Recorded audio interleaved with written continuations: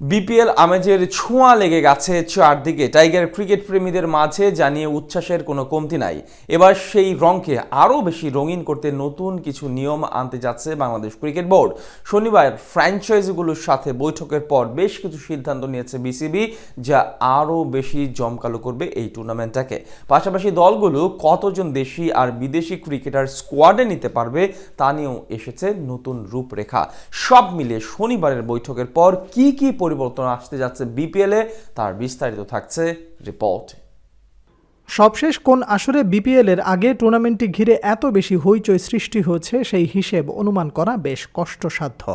তবে এবারের Bangladesh premier league নিয়ে যে পরিমাণ কথাবার্তা হচ্ছে সেটা নিশ্চিতভাবে ইতিবাচক বার্তা দিচ্ছে দেশের ক্রিকেট প্রেমীদের জন্য।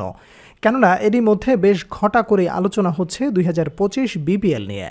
সেই জমকালো পরিবেশ আরও বেশি রঙিন করতে নতুন কিছু সিদ্ধান্ত নেয়ার পরিকল্পনা করেছে বাংলাদেশ ক্রিকেট বোর্ড, জানিয়ে শনিবার সকাল থেকে ফ্র্যাঞ্চাইজির মালিকদের সাথে মিরপুরে চলে বিশেষ বৈঠক।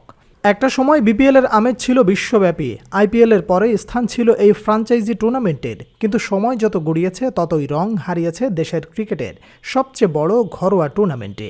সাথে অভিযোগ ও বিতর্ক সঙ্গী হয়ে অনেকটাই পিছিয়ে দিয়েছিল লিগটিকে। তবে কিছুদিন আগে বিসিবির গঠন ব্যবস্থা পরিবর্তন হওয়ার পর নতুন দায়িত্ব নিয়েই পরিকল্পনা পাল্টে ফেলেন ফারুক আহমেদ। সাথে বিপিএল আয়োজনে বেশ সিরিয়াস বর্তমান বোর্ড, যার সবচেয়ে বড় উদাহরণ একাধিক পুরনো দলের আগমন এবং নতুনদের মালিকানা গ্রহণ। বিপিএল এর রং হারানোর সবচেয়ে বড় কারণ ছিল অধিক পরিমাণ ফ্র্যাঞ্চাইজি টুর্নামেন্ট। বিদেশি লিগগুলোর সঙ্গে পাল্লা দিয়ে আগাতে পারছিল না সাকিব তামিমদের দেশি টুর্নামেন্টে। তাছাড়া নির্দিষ্ট শিডিউলে নামি দামি বিদেশিদের অভাবটাও ছিল বড় কারণ। তাই তো এবার ক্রিকেটারদের সাথে চুক্তি করার জন্য বিশেষ গাইডলাইন দেয়া হচ্ছে ফ্র্যাঞ্চাইজিগুলোকে। পুরনো জৌলুস ফিরিয়ে আনার জন্য দলগুলো যাতে অধিক সুবিধা পায় তা নিয়েই ভাবছে ক্রিকেট বোর্ড। এরই মাঝে শোনা যাচ্ছিল প্লেয়ার রিটেনশন পদ্ধতি ব্যবহার করে বেশ কিছু দেশীয় ক্রিকেটারকে দলে নিয়েছে একাধিক ফ্র্যাঞ্চাইজি, কিন্তু আজ কয়েকটি মালিক পক্ষ থেকে সেই বিষয় গুঞ্জন বলে উড়িয়ে দেওয়া হয়েছে। তবে দলগুলো সরাসরি ভিত্তিতে কতজন ক্রিকেটারকে দলে ভেড়াতে পারবে সে বিষয়ে নতুন সিদ্ধান্ত এসেছে। বিপিএলে এবার আসরে পুরনো দলগুলো নিজেদের আগের প্লেয়ারদের মধ্যে যে কোনো দুজনকে ধরে রাখার পাশাপাশি একজনকে ডিরেক্ট সাইনিং করাতে পারবে, এমনটাই প্রস্তাব দিয়েছে বিসিবি।